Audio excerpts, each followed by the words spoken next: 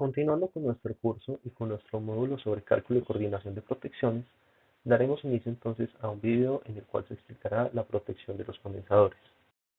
Esta presentación está a cargo del ingeniero Santiago Arias Guzmán.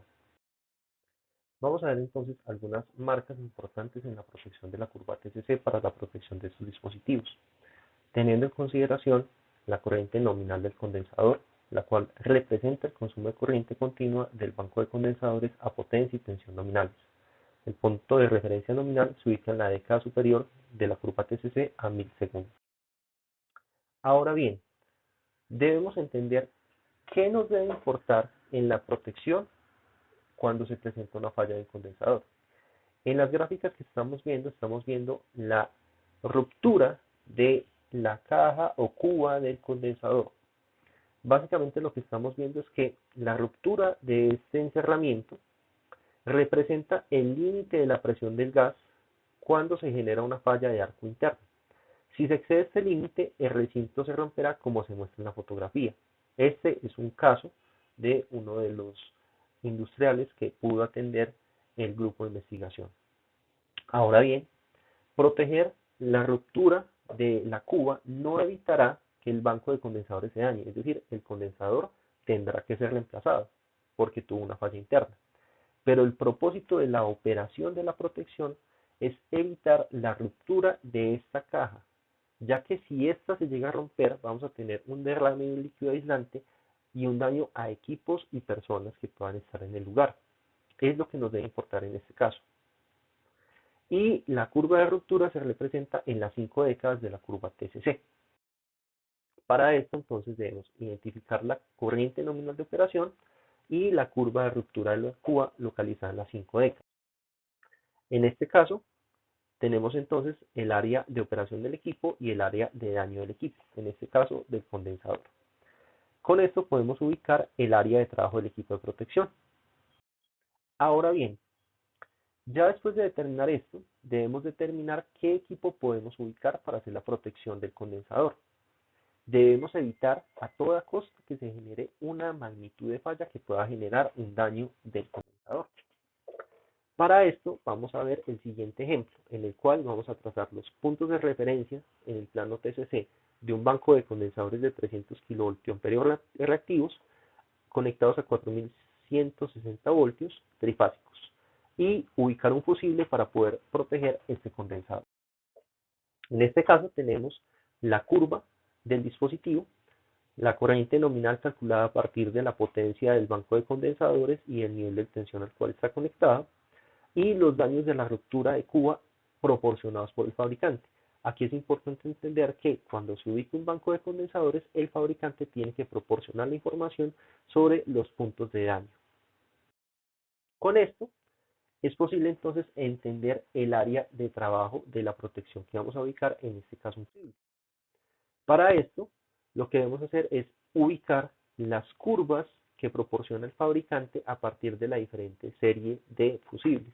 En este caso, lo que se está viendo es una serie de curvas en cada uno de los fusibles y entender que la serie, más que el amperaje del dispositivo, me está indicando cuál es la curva de ese dispositivo. Aquí tenemos entonces que el fusible es un dispositivo que no es ajustable, tenemos que hacer una selección de la curva de una forma rigurosa.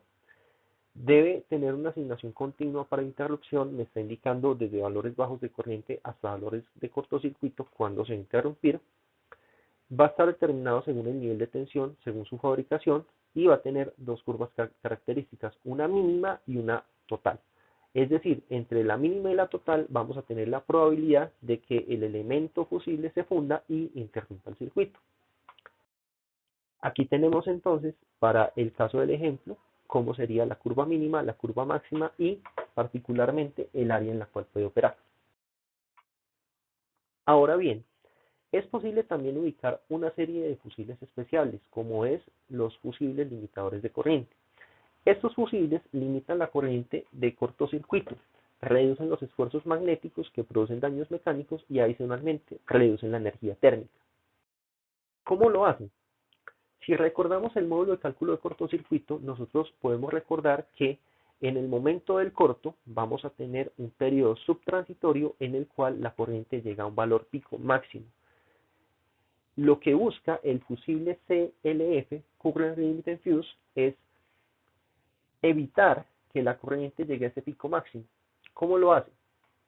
Si vemos aquí estas curvas que tenemos en el gráfico derecho, podemos ver que para una corriente de cortocircuito que se esperaba, es decir, la corriente máxima que alcanzaría durante el intervalo transitorio, y dependiendo de la serie de condensadores que estemos eligiendo, este sería el dispositivo, la nomenclatura con el cual identificamos el fusible que estamos ubicando, vamos a llegar a un valor máximo que va a permitir. A partir de este valor máximo que permite, va a reducir entonces la corriente que vería el dispositivo. El dispositivo fusible se fundiría y solo permitiría pasar este valor de corriente.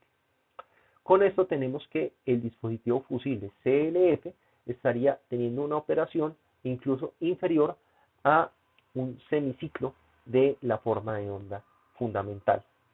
Aquí tenemos entonces el valor de la corriente máxima que alcanzaría y el valor de la corriente a la cual limitaría la facha.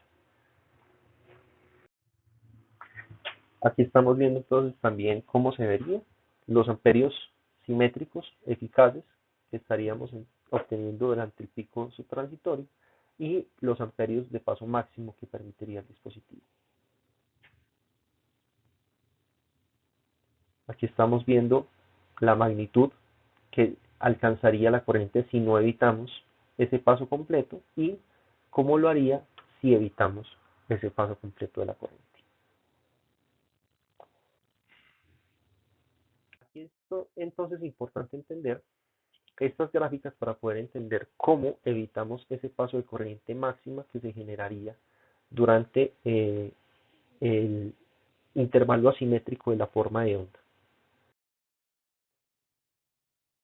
Aquí vemos algunas curvas características de los fabricantes y ahora quiero que relacionemos esto con la norma técnica que nos guía, en este caso la NTC 2050.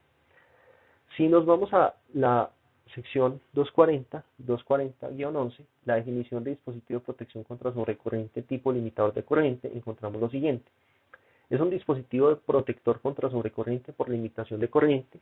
Es un dispositivo que, cuando interrumpe corrientes dentro de su rango de funcionamiento, reduce la corriente que pasa por el circuito en falla hasta una cantidad sustancialmente menor a la que se conseguiría en el mismo circuito si el limitador fuese sustituido por un conductor macizo de impedancia comparable.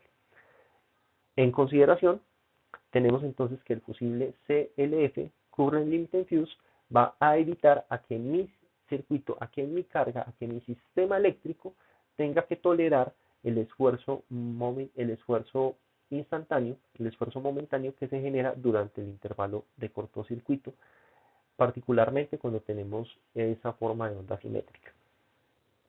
Es tal que podemos evitar entonces, en el caso del fusible, que se vea sometido a ese esfuerzo de cortocircuito alto que podría generar entonces la ruptura de la cuba.